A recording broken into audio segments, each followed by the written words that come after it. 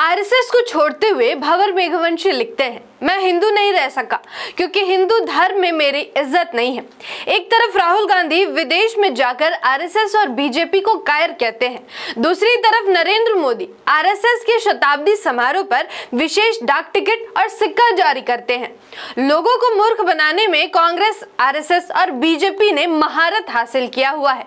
इसी वजह से मूल निवासी बहुजन समाज के पढ़े लिखे लोग भी धोखा खा जाते हैं।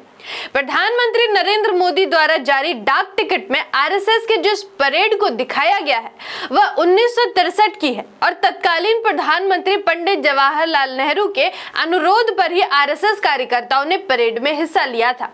आइए आज के इस वीडियो में समझते हैं कि कैसे बीजेपी, आरएसएस और कांग्रेस एक दूसरे की आलोचना करके लोगों को मूर्ख बनाने का काम करती है।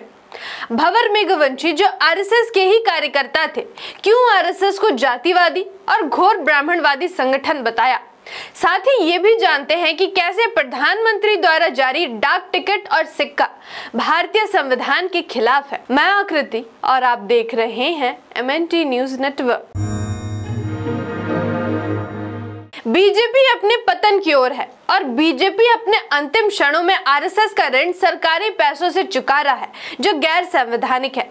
अगर आप थोड़ा बहुत भी विचारधारा की राजनीति को समझते होंगे तो आपको ये पता होगा कि बीजेपी को सत्ता दिलाने में आरएसएस का क्या योगदान रहा है।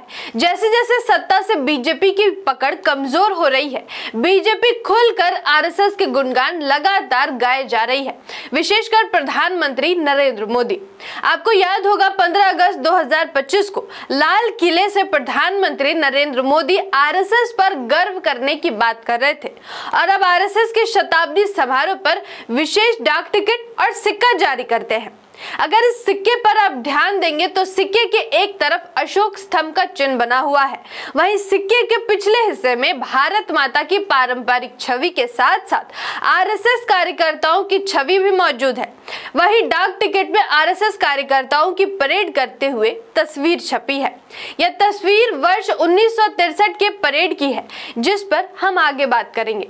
लेकिन क्या किसी भी धर्मनिरपेक्ष देश के प्रधानमंत्री को किसी धर्म विशेष के विचारधारा पर आधारित संगठन की ओर इतना झुकाव शोभा देता है? भारतीय संविधान की धर्मनिरपेक्षता की भावना और मौलिक अधिकारों के तहत सरकार को राष्ट्रीय सिक्कों पर किसी विशेष धर्म की विचारधारा या छवि नहीं दिखानी चाहिए। संविधान सभी धर्मों को समान सम्मान देता है और किसी एक धर्म का पक्ष नहीं लेता है, इसलिए राष्ट्रीय प्रतीकों का धर्मनिरपेक्ष होना आवश्यक है। भारतीय संविधान के अनुच्छेद 27 में सार्वजनिक धन का किसी विशिष्ट धार्मिक एजेंडे को बढ़ावा देने के लिए उपयोग न होने का प्रावधान है, लेकिन बीजेपी ने सरकारी धन से बनने वाले सिक्के और डाक टिकट में आरएसएस जैसे हिंदुत्ववादी संगठनों की छवि दिखाकर संविधान की भावना का उल्लंघन किया है। सरकार द्वारा जारी डाक टिकट में वर्ष 1963 के गणतंत्र दिवस की परेड को दिखाया गया है। 1963 में तत्कालीन प्रधानमंत्री पंडित जवाहरलाल नेहरू ने आरएसएस से 26 जनवरी यानी गणतंत्र दिवस की परेड में हिस्सा लेने का अनुरोध किया था। 26 जनवरी 1950 में भारत का संविधान लागू हुआ और भारत एक संप्रभु गणराज्य बना, इसलिए हर वर्ष 26 जनवरी को गणतंत्र दिवस के रूप में सेलिब्रेट किया जाता है। लेकिन जिस आरएसएस ने भारतीय संविधान को मानने से ही इनकार कर दिया था, उसी आरएसएस को गणतंत्र दिवस की परेड में हिस्सा लेने के लिए पंडित नेहरू अनुरोध करते हैं और 26 जनवरी 1963 के आरएसएस कार्यकर्ताओं की परेड की छवि नरेंद्र मोदी राष्ट्रीय प्रतीकों में छपवा देते हैं।